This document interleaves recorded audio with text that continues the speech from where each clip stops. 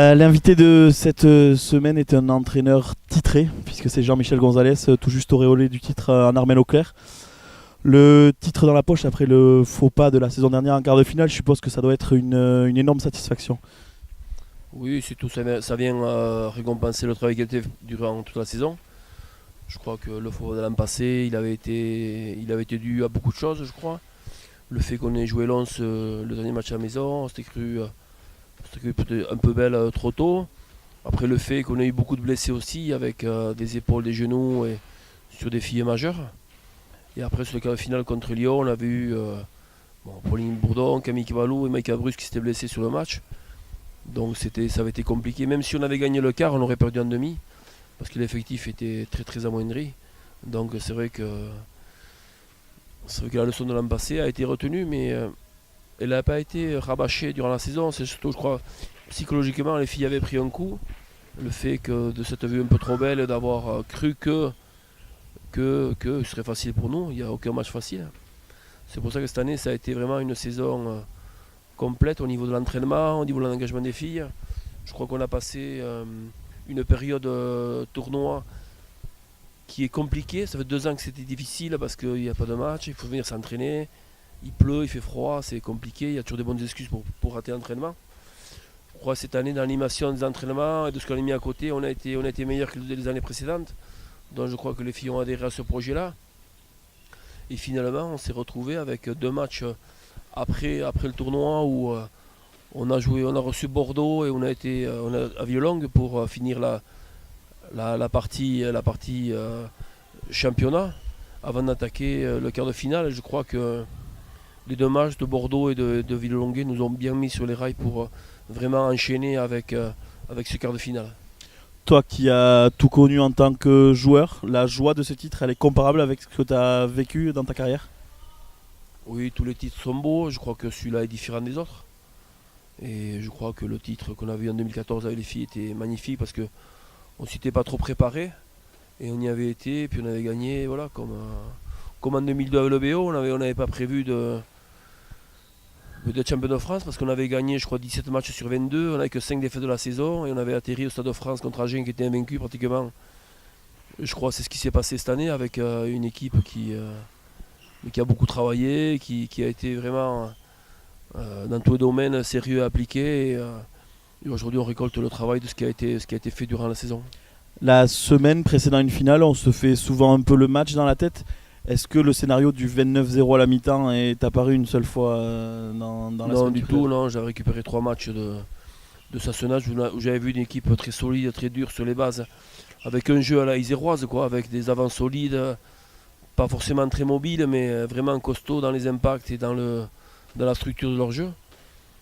Et je crois que nous, on a su pratiquer notre jeu tout simplement en ayant une conquête efficace, que ce soit en touche, en mêlée. Et puis on a été, je crois, sur ces phases finales, on a été beaucoup mieux sur les rocks que durant la saison. Et c'est vrai que quand on est bien sur ces 3 parties-là, on peut mettre du jeu en place.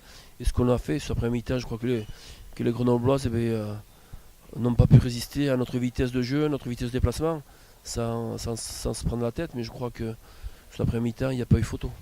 Pour avoir vu les vidéos justement de Sassenage, il y avait une énorme mêlée, c'était peut-être le point d'interrogation de ce match. Oui. Tu as eu un peu peur de ne pas résister parce que vous avez fait mieux que résister, vous avez même dominé sur ce secteur-là? Non, peur non, parce que je ne rentre jamais sur un terrain avec la peur.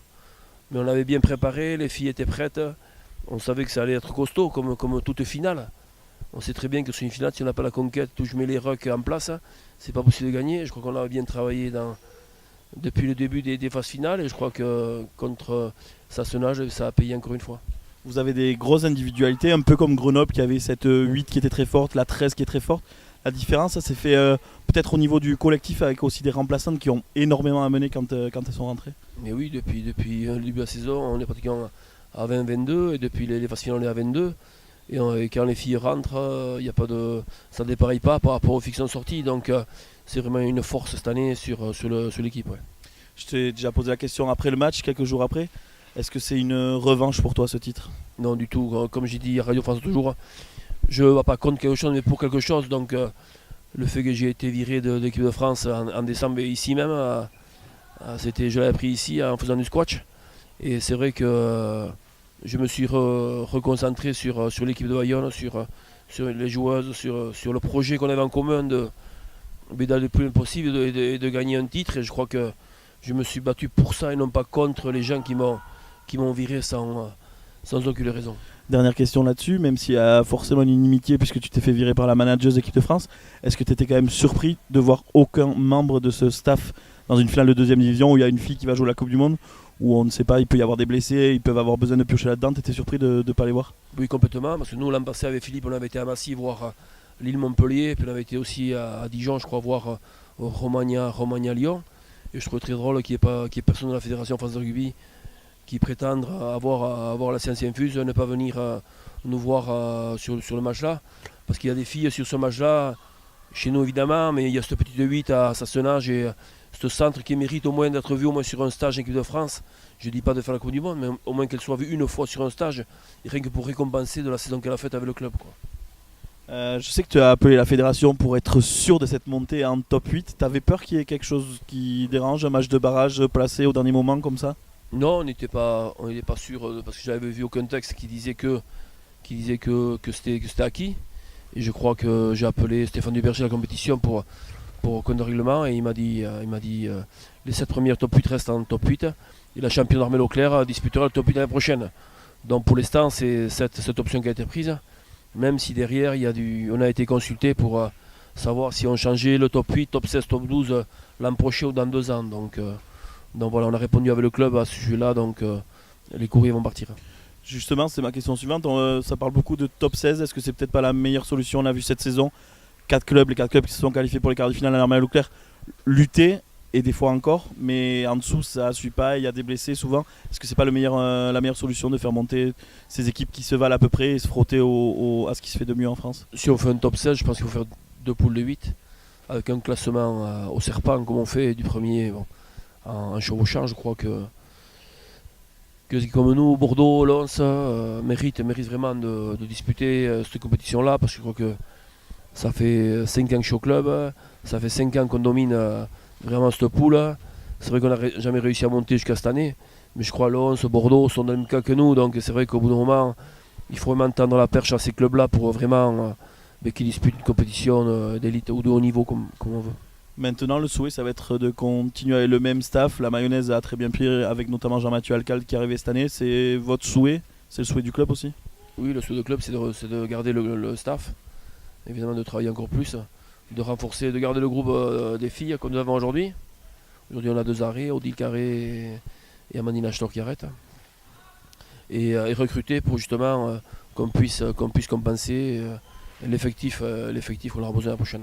C'était ma question. Au niveau des joueuses, il va falloir de la qualité mais aussi de la quantité parce qu'il y aura forcément un peu plus de casse. Est-ce qu'on est déjà là-dedans ou on profite encore et on n'y est pas? Oui, déjà il y a une douzaine de joueurs qui ont été contactés.